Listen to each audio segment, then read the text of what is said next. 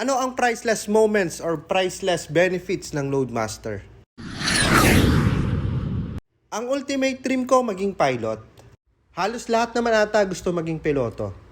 Cool pag naka-uniform sila. Maganda ang benefits at malaki ang sahod. At syempre ang kanilang trabaho. Ikaw ba naman magpalipad ng eroplano?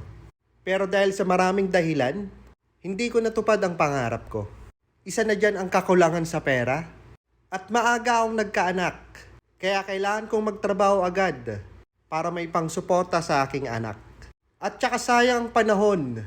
Dahil pag magpipiloto ka, ilang taon ang bubunuin mo para maging full-fledged pilot para makapag-apply ka sa mga commercial airlines. Kaya buti na lang naging Loadmaster ako. Anytime pwede akong manood ng takeoff and landing sa cockpit. Ilang percent lang ba ang nakakagawa nito?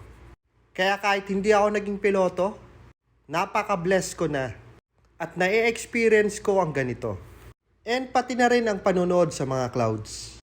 Nakaka-amaze din ang kanilang mga transformation. And nakakawala ng stress habang pinapanood mo. Okay Masters, thank you for watching and dream big, sky is the limit.